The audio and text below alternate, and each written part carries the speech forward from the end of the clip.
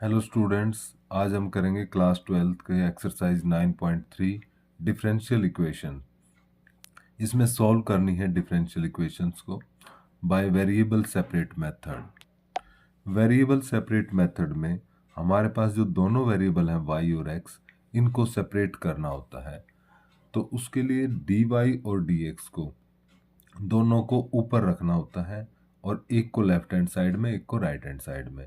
जैसे कि यहाँ पर dx नीचे है तो इसको सबसे पहले हमें ऊपर लेके आना पड़ेगा।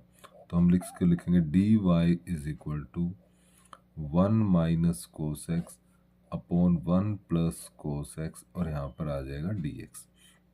तो इस तरह से हम देख रहे हैं dy लेफ्ट हैंड साइड में है, dx राइट हैंड साइड में, और दोनों ही ऊपर है। सेकंड थिंग हमें देखनी होती है कि जो x की टर्म है वो dx के साथ रहे, और y की यदि कोई टर्म है तो वो dy के साथ रहे। अब यहाँ पर dy की कोई टर्म है नहीं, तो इसलिए यहाँ पर 1 ही है dy के साथ। तो अब हमारे वेरिएबल सेपरेट हो चुके हैं। वेरिएबल सेपरेट होने के बाद हमें करना होता है इंटीग्रेटिंग बोथ साइड। दोनों तरफ का हम इंटीग्रेट कर देंगे। यहाँ पर 1 का विद रिस्पेक्ट टू y कर dy कर रहे हैं तो y आ जाएगा। राइट साइड में 1 माइनस कोस एक्स को लिखेंगे 2 साइन स्क्वेयर एक्स बाय 2, क्योंकि 1 माइनस कोस थीटा होता है 2 साइन स्क्वेयर थीटा बाय 2। इसी तरह 1 प्लस कोस थीटा होता है 2 कोस स्क्वेयर थीटा बाय 2, इसलिए एक्स बाय 2 की फॉर्म में आ गया। यहाँ 2 से 2 cancel, y is equal to sine square upon cos square को लिखेंगे 10 स्क्वेयर एक्स बाय 2 dx। अब यहाँ पर हम 10 और सीकेंट में जो हमारे पास फार्मूला है 1 plus 10 square is equal to secant square होता है, यानी कि 10 square theta is equal to secant square theta minus 1, ये यूज करेंगे यहाँ पर। तो y इज इक्वल टू, इसको लिखेंगे secant square x by 2 minus 1 dx, और y इज इक्वल टू, अब सीकेंट स्क्वेयर का इंटीग्रेशन होता है 10, साथ में x बाय 2 का भी करना है। x बाय 2 का डेरिवेटिव 1 बाय 2, तो 1 बाय 2 से हम डिवाइड करेंगे इस तरह से, माइनस 1 का x प्लस में c। तो इस तरह से final answer y is equal to 210x by 2 minus x plus c। ये फर्स्ट क्वेश्चन का आंसर है। तो वेरिएबल सेपरेट में हमने देखा कि dy और dx को दोनों को अलग अलग साइड में करना है, दोनों को ऊपर रखना है, और x की टर्म्स को dx के साथ, y की टर्म्स को dy के साथ, और फिर इंटीग्रेटिंग बोथ साइड कर देना है। जिस भी मेथड से इंटीग्रेट होता है आंसर आ जाता है। सेकंड क्वेश्चन है dy by d x is equal to 4 minus y square का रूट। तो जैसे हमने बताया था कि भाई dy is equal to 4 minus y square d x लिखें कि दोनों ऊपर होने चाहिए, dy भी और dx भी। तो यहाँ पर dx क्योंकि नीचे था, इसको हम ऊपर की साइड ले गए दूसरी साइड में। अब दोनों ऊपर हैं और दोनों अलग अलग साइड में, मीन्स एक लेफ्ट हैंड साइड में, एक राइट हैंड साइड में, dy और dx। उसके बाद हम देखते हैं कि dx के साथ x की टर्म होनी चाहिए, dy के साथ y। तो यहाँ पर ये जो टर्म है ये y की है, तो इसलिए ये dy के साथ आएगी, मीन्स नीचे आ जाएगी, और dx यहाँ पर अकेला रह गया, dx के साथ 1 ही रहेगा। दोनों वेरिएबल सेपरेट हो चुके हैं, मीन्स dx के साथ x की टर्म और dy के साथ y की। अब करेंगे हम इंटीग्रेटिंग बोथ साइड। यहाँ पर जो इंटीग्रेशन का फार्मूला लगेगा 1 अपॉन ए स्क्वेयर माइनस एक्स स्क्वेयर का इंटीग्रेशन होता है साइन इनवर्स x अपॉन ए प्लस सी। तो यहाँ पर क्योंकि 4 को हम लिखेंगे पहले 2 का स्क्वेयर माइनस वाई स्क्वेयर, तो इस तरह से ये A square minus x square root की टाइप बन गई, जिसका इंटीग्रेशन होगा साइन इनवर्स y अपॉन 2। दूसरी साइड में 1 का x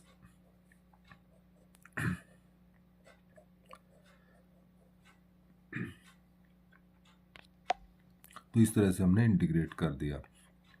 अब आंसर हमें y इज इक्वल टू की फॉर्म में लिखना होता है। तो यहाँ पर साइन इनवर्स को हटाएंगे तो दूसरी साइड में साइन बन जाएगा ये x प्लस सी, इस तरह से आ जाएगा। 2 को ले जाएंगे so y is equal to twice sine x plus C, ये आंसर आ जाएगा। थर्ड क्वेश्चन में dy by d x plus y is equal to 1। तो यहाँ पर सबसे पहले dy बाई डी एक्स को एक तरफ रखेंगे और जो y और 1 दोनों को एक साइड में ले जाएंगे। अब क्योंकि dx नीचे है तो इसको भी ऊपर जाना है, तो dy is equal to 1 minus y into d x, क्योंकि dy और dx को न्यूमरेटर में ही रखना है, ऊपर ही रखना है।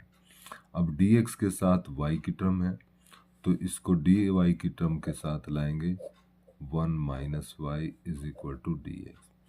तो जो हमारी सभी कंडीशन है dy और dx ऊपर हैं, dy के साथ y की टर्म, dx के साथ कोई टर्म है नहीं x की, इसीलिए 1, और दोनों लेफ्ट और राइट साइड में है, दोनों अलग अलग साइड में होने चाहिए।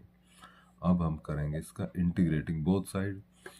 1 माइनस वाई का हो जाएगा log 1 माइनस वाई, और साथ में क्योंकि y के साथ -1 है तो यहाँ -1 is equal to x plus c, constant of integration.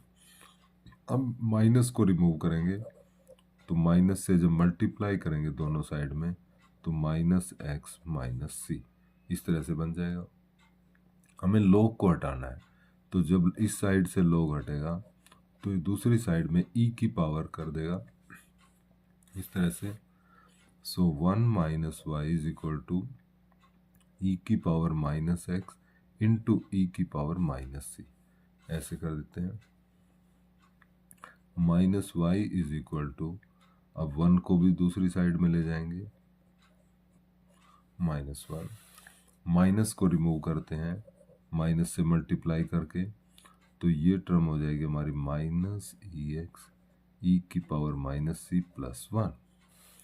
अब इस माइनस को आगे पीछे लिख लेते हैं, इसको हम ऐसे कर लेते हैं माइनस सी पहले और एक्स की टर्म बाद में, और ये जो कांस्टेंट है इसको हम ए लिख देते हैं, तो यहाँ पर ये हो जाएगा नया कांस्टेंट ए डाल दिया ई की minus x plus 1। So book में ये आंसर है। वैसे आंसर हमारे यहाँ पर भी आ गया था, जब हमने इंटीग्रेटिंग बोथ साइड कर दिया था तो ये आंसर आ गया था, बट क्योंकि हम आंसर को y की फॉर्म में लिखते हैं y इज इक्वल टू, तो ये आंसर थोड़ा सा कैलकुलेशन यहाँ पर करने के बाद ये फाइनल आंसर आता है। क्वेश्चन नंबर 4 में देखें तो secant square x 10y dx plus secant square y 10x dy is equal to 0।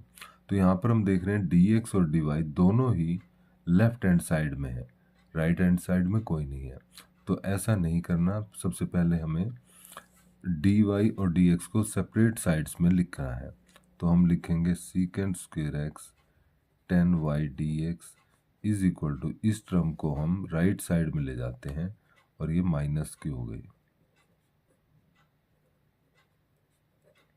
अब एक साइड में dx है, एक साइड में dy है, दोनों ही ऊपर है, ठीक है।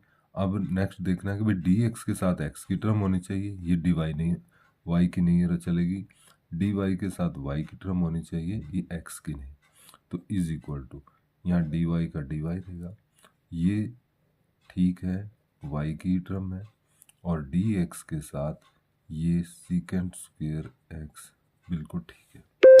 ये d10y यहाँ पर क्रॉस में नीचे आ जाएगा और ये 10x इस साइड में आ जाएगा। अब हमारे वेरिएबल सेपरेट हो चुके हैं, dy के साथ y की टर्म्स, dx के साथ x की, और इंटीग्रेटिंग बोथ साइड कर दिया जाएगा। दोनों ही तरफ इंटीग्रेशन बाय सब्स्टिट्यूशन होगा।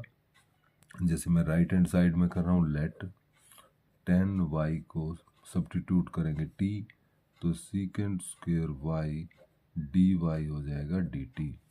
तो इस तरह से ये dt अपॉन t बनेगा, और इसका integration minus log t, plus में c की जगह हम लिखेंगे log c, और माइनस log t की value 10y plus log c। log c क्यों लिख रहे हैं? क्योंकि दोनों ही तरफ log की फॉर्म में आएगा इंटीग्रेशन, तो उस टाइम कांस्टेंट ऑफ इंटीग्रेशन को भी log c ही लिख देना है। सिमिलरली 10y को 10x को लेंगे यहाँ पर, तो ऊपर इसका इंटीग्रेशन पड़ा हुआ है, तो यहाँ पर हम लेंगे जैसे 10x को z ले लेते हैं, तो secant square x dx dz बन जाएगा। तो एक तरह से 1/z dz, जिसका इंटीग्रेशन बनता है log z, और ये बन जाएगा log ऑफ z की value 10x is equal to में है log 10y plus log c। इन दोनों टर्म को एक साइड में ले जाते हैं, log ऑफ 10x प्लस में log of 10y is equal to log c।